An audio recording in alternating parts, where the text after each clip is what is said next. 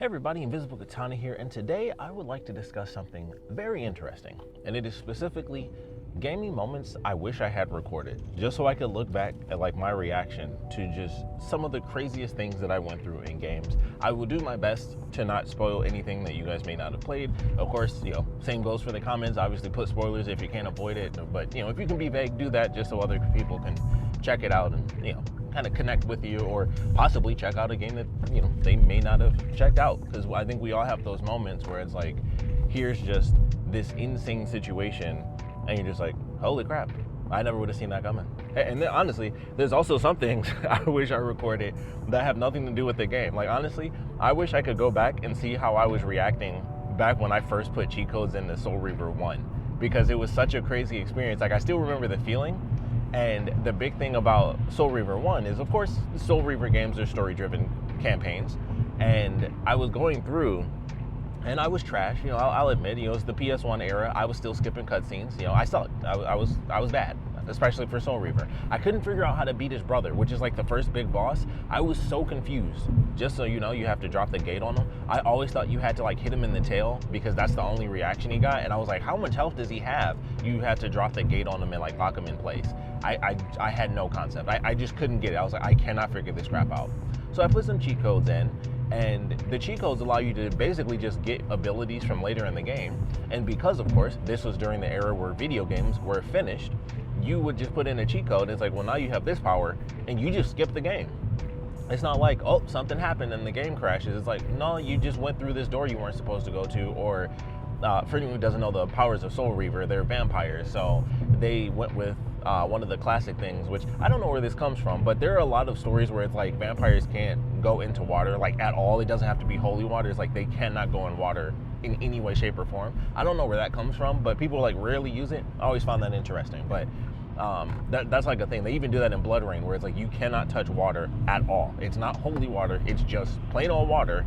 For whatever odd reason, vampires just aren't supposed to be in it. It burns them. It's as if all water is holy water. I don't know what the deal is with that, but that's one of the things they have in Soul Reaver, where it's like you gain that ability later on, where it no longer affects you to basically be in the water. You pretty much gain the ability to swim. And so I gained that ability, and I was just going places. And then there's another ability later in the game where you're allowed to phase through specifically gates. You can shift through gates. And I unlocked that ability, and then I'm just walking around and I'm like, oh, this is cool. And then you just get in cutscenes. So of course, I have no idea what's happening. I don't think I ever actually beat the first Soul Reaver game. I think once I did that, I was like, okay, well, I don't really know what the story actually is, because I'm just getting cutscenes that who knows what order they're supposed to be in. I'm just going places now. And it kind of just was like, well, I still don't understand how to beat this effing boss. And so I don't think I've ever beaten that game. One day, with the remaster, I'll definitely pick it up and I'll beat it, which I should get, because I never beat the first one, and I also never beat the second one, but I know the ending because I watched my cousin play it. And then I had Legacy of Kain Defiance. I actually beat that one myself and absolutely love that game. And sadly, I don't think we'll ever get a continuation of that franchise, but man, those are some good games, really good games for the one full game that I played, and maybe the 15% I possibly played of the first game. It might be more, because it's PS1 days. I don't know if the game was really that long, but there's some games, of course, that are longer than others. But another big moment that I actually wish that I could have had recorded, just from the little things that I did back in the day. This is another, I don't know why I'm in my PS1 cheat era, but for Toy Story 2, the Toy Story 2 video game, there's, first off, the Toy Story games, I think I might have mentioned this, the Toy Story games are crazy good. I don't know what the deal is with that. Somehow, just realized, totally didn't mention those in any way, shape, or form during my movie-based games. All three of those games are ridiculously amazing. The first one obviously is on SNES, so it's it's on Super Nintendo, so it is what it is. But I always remember that being a really fun game. The music in that game is crazy. Listen to the soundtrack for that as well, for the first Toy Story game. It's really good. The second Toy Story game, you play as Buzz, because of course Woody was taken, and so it's almost like a Metroidvania style game where you unlock different abilities and you can go back to other levels later in the game, because it's like, hey, you need the super boots to do this part of the mission, and you need this in order to do this crap. So there was this moment where it was like, I need the super boots to run faster, like super speed. And in order to the use for that was you beat RC in a race, and then I think you unlock something else, like he gives you something. And I could not figure out where I was supposed to go to kind of do things in the right order. I was lost, and considering it's a game where you could just go anywhere, I was kind of stuck, because I'm like, I can literally pick any random, the levels are like hubs, and it's like I can pick any level to go to. So where the F do I go to look? I was lost. Like I did something and then I had no idea where to go next. And then I was like, I bet I could pull off this RC race. And I would try it, and you get to like the last second, it's like, he beat me. You try to do little cheats because it's around the pool, and I would try to do little cheats and like kind of jump the corner, so I'm cutting around the corner even faster than the inside leg, which is what they do in track. And so I was doing my thing, and it wasn't working. And then one day, I'm doing my little race, and I'm like, I'm gonna figure this out. And then it turned out, once again, old-timey PS1 computers. Obviously, they didn't build it as a racing game, so the car just smashes into the back of you. And I was like, how about that? So I just ran around the track, and anytime he was about to catch up, I just ran in front of him, and he just bumped me forward. And I just did that until I beat the race. And then he just pushed me, he ran behind me, and then just hit me. Boom, went over the finish line. I was like, look at that, Buzz Lightyear, Man of the Year. I won. And then I unlocked my thing, and I went through, and I assume I beat that game. I obviously cannot recall, but I'm pretty sure I actually ended up beating that one. So that's when I kind of wish I remembered, because I definitely was not supposed to be able to do it, and it was kind of just a fluke where it was like, I was already super close, where I think a lot of games do that, where it's like you feel like you can do it, but you definitely can't. And then I ended up using just a little mechanic that I didn't really know was there, and then he hit me, and I was like, wait a second. And I was able to go forward, and that was a huge deal when I was a kid, because I really enjoyed that game, and I was like, I want to beat this. I'm stuck. But yeah, that was fun. That was a fun one. I wish I had that recorded, and I think that's kind of going to be the running theme for this episode. Is like, it's just going to be the silliest of stuff, because the other thing that just came to mind is, and I think a lot of us have this moment, I would love to just see that moment that we have all had at some point in our lives where we play a game and we just finally get it, and I haven't done this since the PS2 era, but Resident Evil Code Veronica X. I love me some Resident Evil, and of course, once again, boom, I got Resident Evil in the episode.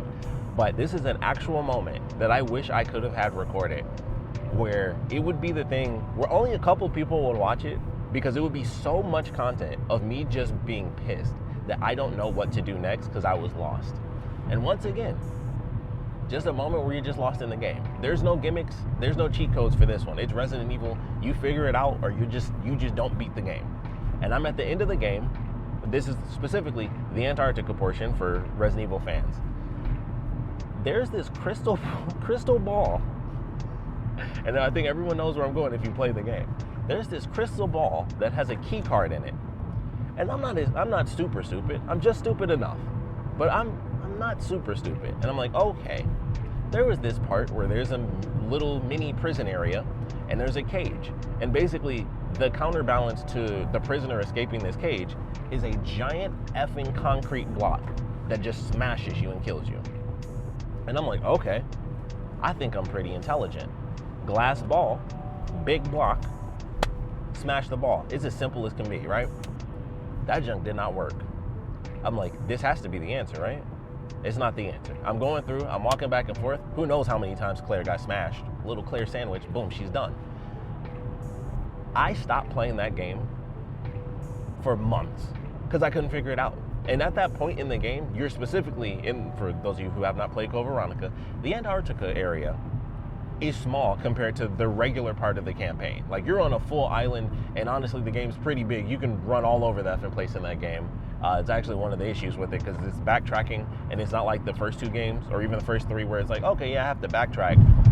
Code Veronica is like a large game. Like, you feel the backtracking when you have to backtrack in that game. The Antarctica portion is more like old school Resident Evil, where it's a much smaller section that you have to run through. And Antarctica is like a really small section, all things considered. So I'm like, there's nothing else to be done. I quit playing for months. One day I was like, it's Resident Evil. I have to figure out how to beat this game. I went back to the little block, hit the button, and she just put the ball right down, and I ran out of the way, smashed it, I got my key card. And that was it. It was the answer the whole time. But because it was the PlayStation 1 era, and I don't understand why they would do it this way, they didn't make the the contextual box to place the item large enough. You had to be in like the literal middle of the block to place the circle, or to place the orb down in the middle of this square. Because the whole thing, I mean, honestly, and this is me just going off of memory, if I had to say like how wide and how big was the space for this block to smash down, you could fit like 2 versions of Claire in there. It had to have been like a 2 to 3 foot by 3 foot block just for the spacing of the block. That's how much space there was for me to walk in and try to put this thing down. But I had to be in the perfect dead center of this little block of pixels before I went in. Because of course, once again, this is classic Resident Evil. So you can't just press a button and then it's like, do you want to play something? It's like, no. If it's one of the random in-world things, you have to go into the menu, click on the item, and press use. And if it says you cannot use it, you cannot use it. And when you do that like 5 effing times where you're like, how is it possible that smashing the crystal ball is not the answer? Once it hits you 5 times, you're kind of like, okay, I don't know what to do. And I thought that I was wrong the whole time. I'm like, this seems like the most obvious thing, but it's not the answer. And it was the answer. I would have loved to have had a recording of not only, of course, the anger and just confusion of like, what the F is happening? But obviously just that realization moment of being like, I had the answer the whole time, and it's because I didn't get on like the 5th pixel and then press start and then use and then it worked. That's what made me stop playing this game for 6 effing months. Probably longer than that. I feel like it was almost a whole year. I think it was like 9 months. A baby could have been born in the time. Like, you could have banged and had the baby by the time I went back to Code Veronica.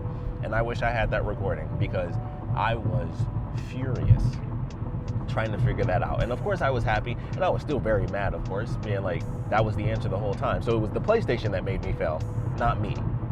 So that was definitely something where I wish I had that recording, just for the fact that that was one of those moments in life where you're just like, I can't do it.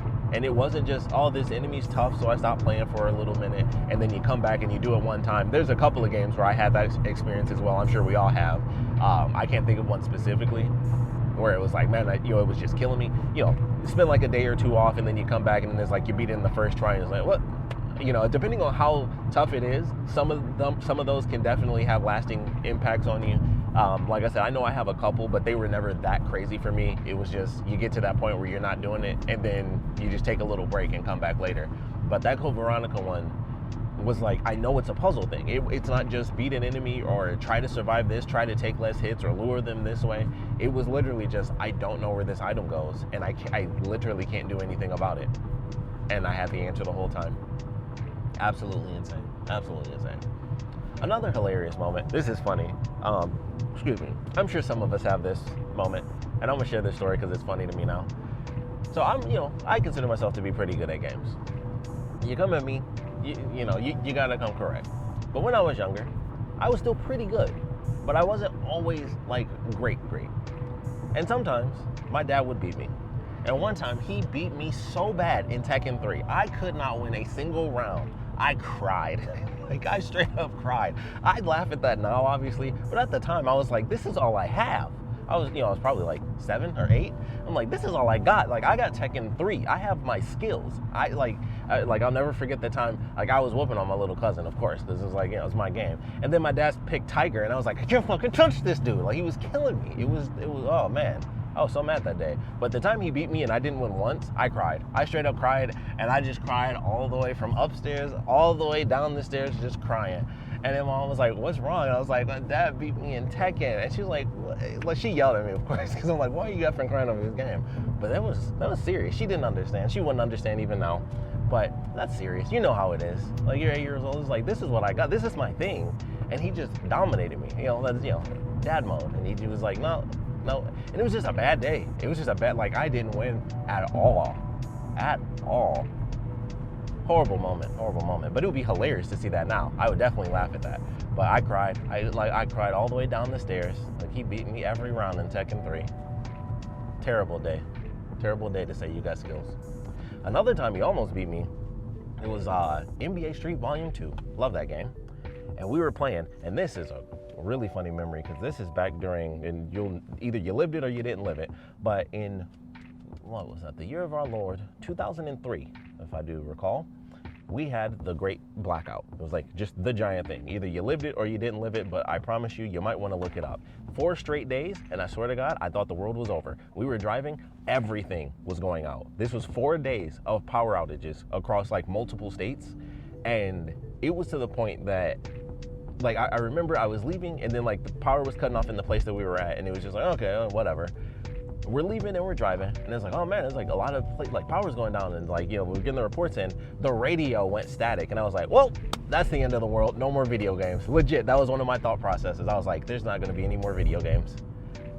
I'm dead serious. I was like, the world's gonna restart and there's not gonna be any video games. The radio went out, I was like, oh, it's over. It is over. So it was 4 straight days of a blackout. You can look that up, like I said, for 2003 if I'm not mistaken. Heck of a time. Like yeah, that was crazy. That, just thinking back on that, I was like, wow, 4 straight days of just no power anywhere. Like the whole state basically was just like, it was just dead and gone. It was a wild time. And like I said, as a very young child, it was 100% like, once the radio went out, I was like, interesting, we're dead now. It's over. Like that was my thought. But anyway, one of these days, we ended up going to my grandmother's, and they had a generator. And so we're totally wasting the generator, but obviously they had enough gas to do it, whatever. But we were like, oh, let's play the Xbox. We're playing some NBA Street Volume 2. Now, once again, I have skills. I'm young, but I'm talented. I can play some NBA Street Volume 2. I'm great at this. And I made the horrible mistake of picking all these short effing idiots. Like, Nelly, why are you so short? No offense to Nelly. I love some of your music. But I picked just the whole short team, like a dumbass. I was like, I'm gonna just pick all 3 of these people. Horrible decision. I couldn't get any shots off because everybody was so effing short. He was blocking everything. And I was like, he's gonna beat me. And this would have been the first time he ever beat me in volume 2. In NBA Street at all. It would have been the first time he ever beat me. And I was like, holy crap, I'm about to lose. Shout out to the gods of power, because there was a slam dunk, boom, power cut, generator died.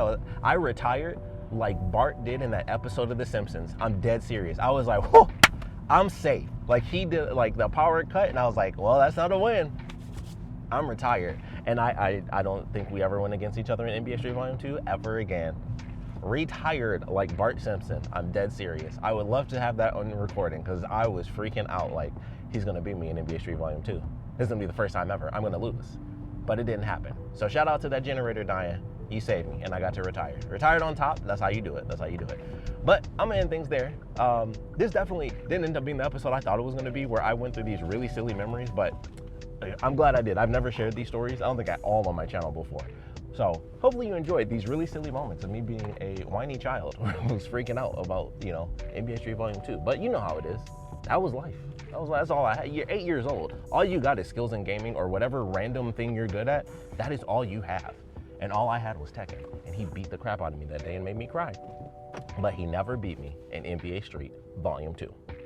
So thank you guys for watching. I would love to know the moments that you guys have recorded, or wish you had recorded, revelations in games. I didn't go through any of those moments where I thought like I'd be talking about like all the big shocks and surprises of gaming. I didn't go through literally any of those. It was just silly moments. But I would love to know what moments you guys have, whether it's frustration, joy, envy, anything, even if it just revolves around just an absolutely insane thing like I ended up doing, where it really had nothing to do with the stories of the game. It was just my life around the game. So whatever the story is, whether it's an actual story beat within the game, something in your life outside of the game that you just wish had recorded, but it was directly tied to you were playing this game and something happened that was just a crazy memory you wish you had recorded. I can tell you, I wish I had who knows how many effing hours of me and my cousins playing Power Stone and any other multiplayer game.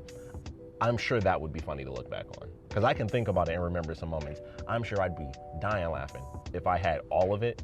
I'm sure that stuff would be great. So like I said, we'd love to know what random things you guys wish you had recorded from all your time gaming. So please put your comments down in the comment section below. And of course, thanks for watching.